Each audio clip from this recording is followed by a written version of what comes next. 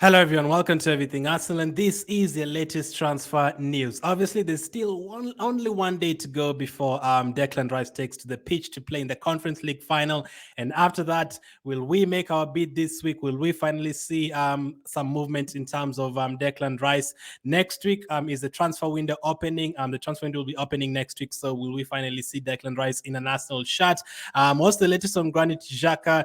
Arsenal are actually waiting for us to get a new midfielder before letting go of Xhaka, and I actually definitely agree with that. And could one of the replacements be Ilkay Gundogan, or will he be moving to La Liga or maybe to Saudi Arabia? And also the latest on Nuno Tavares. There's been a bit of news on Nuno Tavares today. So let's get started with Xhaka. Let's start with Xhaka. So obviously Xhaka, we know that he's been linked to Leverkusen. I mean, it's almost done pretty much. I mean, I even thought he was going to go there as soon as the transfer window opens next week. But according to reports, we are actually waiting for Arsenal to get, or actually, they're actually waiting for a new midfielder first before letting go of Xhaka. And I definitely agree with that. Someone like a Granit Xhaka, yes, over the past couple of seasons, he was not. I mean, everyone's cup of tea, maybe even not 90% of Arsenal fans did not really like him. But to be honest, this season, especially this season, most improved player in the Premier League. And in terms of not just defensive work, not just midfield work, in terms of attacking, it's been a huge addition to our attack this season. 7 goals, 7 assists. He scored some crucial goals in the Europa League, some crucial goals in the Premier League against like Tottenham. He scored the winning goal against PSV at home that got us top of the table in our group. So he was really, really consistent this season. And even when Arsenal fans did not really like him, he was still a daily player. Like, you're always playing, basically. He was pretty much playing every single day. It is weird without seeing Xhaka in the lineup. So we definitely will need to replace him. And I don't see the need of getting rid of him before getting in a new midfielder. Personally, I would keep him on the bench for next season, but probably it's maybe they've looked at it and they're like, it's time for him to move on, but we need to get a replacement fast. And hopefully that Leverkusen will pay enough money for him, something like 20 to 30 million, not less than that. But unfortunately, I feel like we're only going to get something like 15 to 20. That will be less, but maybe that's why we can get someone who is on a free. And could that be Ilkay Gundogan? Now, we've been linked to Gundogan. Obviously, we have a very good relationship with Man City in terms of giving them players and them giving us players and giving us at 10, all that. Maybe not this past season. This past season, there was a bit of a rivalry, but the previous seasons we are always having a good relationship with them because mostly of at 10 Pep Guardiola. But what's the latest on him? Could we be getting him? Could we be getting the experience and the leadership of Gundogan and the goals and assists to replace Granit Xhaka? Well, the latest on him is that Arsenal offered Ilkay Gundogan a 2-year contract. Salary has not been specified. The Gunners want to sign 2 midfielders with a technical profile this summer, but the North London side can't compete with the 3-year contract offered to Gundogan by Barcelona, 9 million per year, or the desire to change the air. Gundogan also has offers from Man City and Saudi Arabia. So actually a couple of minutes ago, I've also read that the Saudi Arabia offer is not even yet on the table, or he does not really want to go there. So it's either he decides to stay at Man City, stay there for at least 1 more year, and most probably win another trophy next season, or does he want to change the air, like move away from England and go to Spain and join Barcelona? Or does he want a new challenge but in the Premier League? If that's the case, then Arsenal are the only team that want him as of now. So he could be joining Arsenal, but it all depends on him. You go to Saudi Arabia, get like a 2-year contract, but a lot of money that we can't compete with, definitely can't compete with that. Or do you want to just go to a new country, a new league, top 5 European leagues, go to Barcelona, enjoy yourself there for the next 3 years? They've given him a 3-year contract.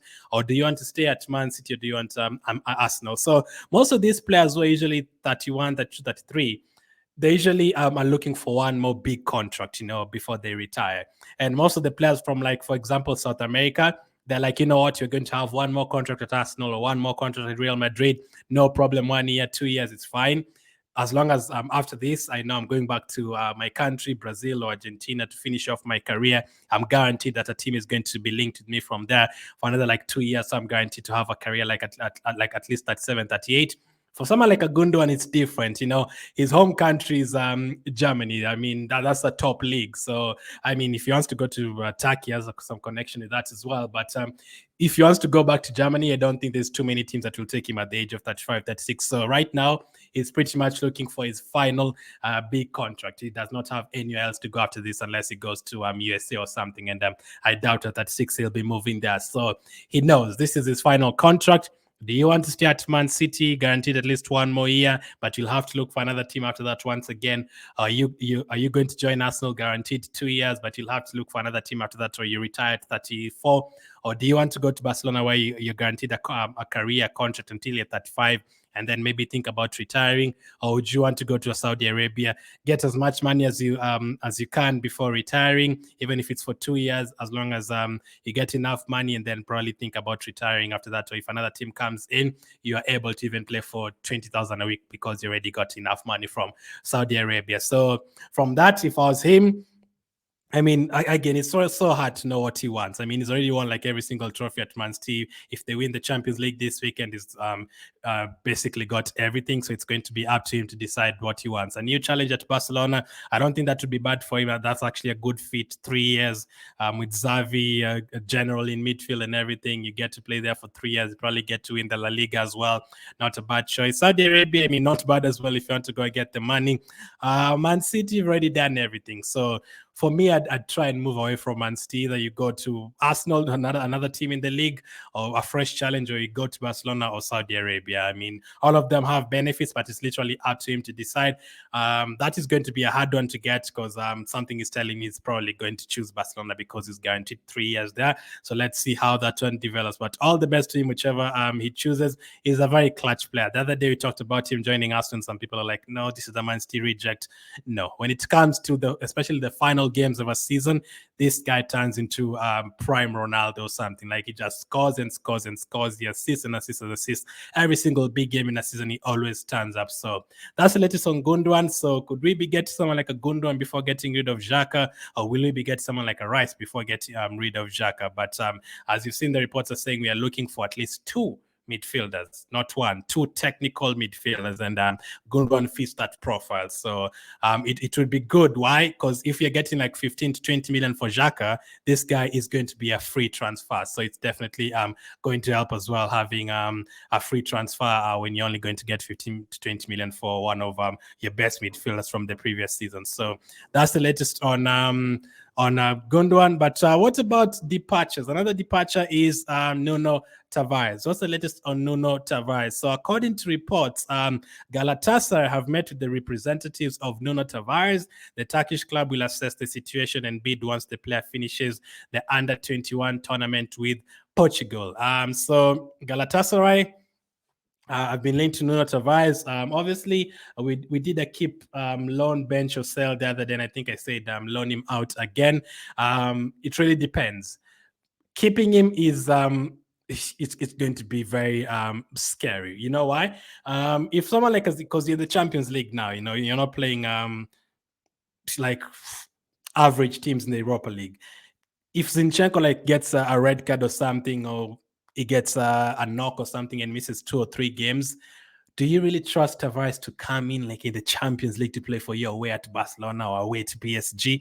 That is a huge problem. You'll really have to trust him. So unless he's staying as a third backup, and I can't really see him wanting to stay as a third backup, that is it's going to be really hard. He played really well for Marseille. We saw his favorite position in a back 5, bombing forward. He looks really, really good in that position. But in terms of playing in a back 4, very, very scary. In that position, you're facing some of the top wingers in the world. So you have to be really good. Your manager has to trust you. You have to trust yourself. Your goalkeeper has to trust you. Your center backs have to trust you. Your wing has to trust you as well. So it's going to be very difficult. But Galatasaray, I don't know if they want him on a permanent deal or on a loan spell, whichever it is. If it's a loan spell, I wouldn't mind it. So if you can go for 1 more year, let's see how it does in another country, in another league. He's done well in France. Can he do well in Turkey as well? That wouldn't be too bad. But I really doubt you're going to keep him because you're already linked to other fullbacks like Cancelo, like Fresneda, who can play both sides and stuff. So Tavares is going to be interesting. And there's no 100% guarantee that Tierney is leaving. There's an 80% chance that he's leaving, but 20% chance he could stay. You never know. If he stays, I'll be very, very happy because that's the kind of play you need for backing up Zinchenko in the Champions League and also in the Premier League. But Tavares, do you really trust him unless he's really improved? And in a back four, he's not really that kind of player. Inverted, can he really play as an inverted fullback? Does not really look. So there's a play in there. Definitely is there's a few bits here and there that you look at and you're like, yeah, he can definitely play well in this position, and he has this quality and this ability. He can definitely do well. So that's the latest on Gundogan. That's the latest on Granit Xhaka. That's the latest on Tavares, and the latest on Declan Rice. Let's hope we get some movement going. At least this month. I have a feeling you're going to sign at least 1 or 2 players this month. I don't think it's going to end. And for Declan Rice, you have to get it done as soon as possible. Otherwise, you are going to lose the player to other teams. But as of now, thank you for watching, and I'll catch up with you guys on the next one.